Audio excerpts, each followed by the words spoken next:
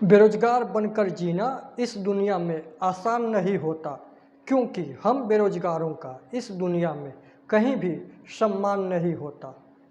अगर आप बेरोजगार हैं तो आपकी ज़िंदगी नर्क के समान है, क्योंकि अगर आप बेरोजगार हैं तो आपको सिर्फ गैरों के ही नहीं बल्कि अपनों के भी ताने सुनने पड़ते हैं।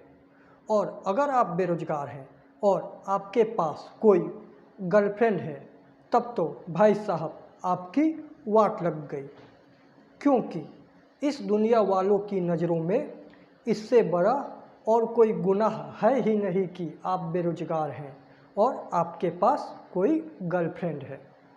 अगर किसी ने आपको आपकी गर्लफ्रेंड के साथ एक छोटी सी चाय के दुकान पर भी देख लिया तो लोग आपको यही ताने मारेंगे कि वो देखो अपने बाप का पैसा लड़कियों पर उड़ा रहा है, फिर चाहे उस चाय का पैसा आपकी गर्लफ्रेंड ने ही क्यों न दिया हो, लोग आपको ही ताने मारेंगे।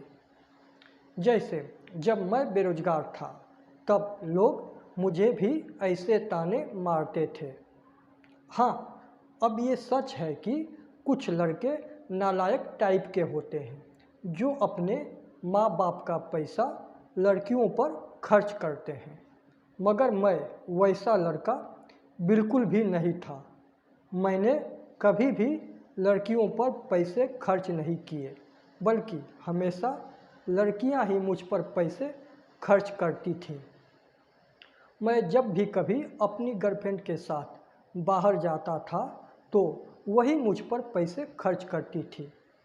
अब आप सोचिए, मुझ जैसा सीधा साधा लड़का जिसने कभी लड़कियों पर पैसे खर्च नहीं किए बल्कि हमेशा उनसे ही पैसे खर्च करवाए, उसको भी जब दुनिया वालों ने ताने मारने का कोई मौका नहीं छोड़ा तो फिर ये उन लड़कों का क्या करती होगी जो लड़के अपने माँ बाप का पैसा लड़कियों पर खर्च करते हैं। अब मैं आपको एक बार की घटना बताता हूँ। एक बार मैं अपनी गर्लफ्रेंड के साथ एक छोटे से कॉफ़ी सेंटर पर बैठा हुआ था। अब दुर्भाग्य से मेरे अंकल ने मुझे वहाँ देख लिया। मुझे वहाँ देखकर वो मुझसे बोलते हैं, वाह बेटा वाह। मैंने सोचा कि मैंने इतनी सुंदर लड़की पटाई है, इसलिए अंकल मुझे शाबाशी दे रहे हैं। तो मैंने कहा, थैंक्स अंकल। अब ये सुनकर अंकल मुझसे गुस्से में बोलते हैं, नालायक, तुम्हें शर्म नहीं आती अपने बाप का पैसा लड़कियों पर उड़ाते हुए।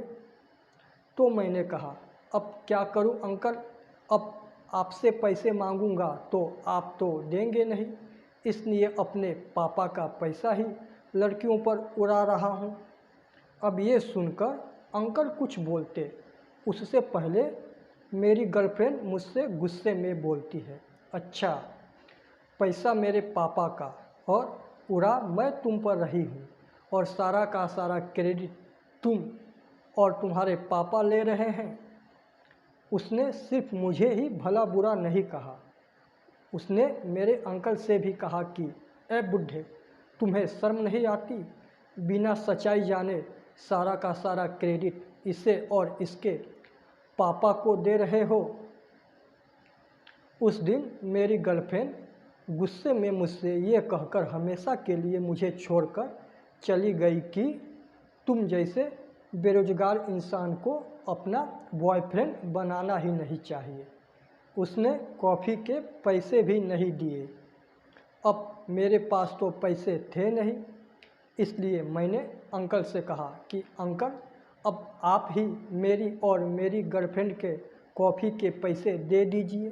तब अंकल ने फिर मुझसे गुस्से में कहा, नालायक, तुम्हें शर्म नहीं आती अपने अंकल का पैसा लड़कियों पर उड़ाते हुए।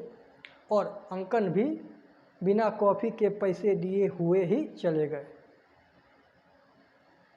अब मुझे मजबूरी में दुकानदार से यह कहकर कॉफ़ी के पैसे उधार लगाने पड़े कि जब मैं कोई दूसरी गर्लफ्रेंड पटाऊंगा तो वो आकर इस कॉफ़ी के पैसे दे देगी।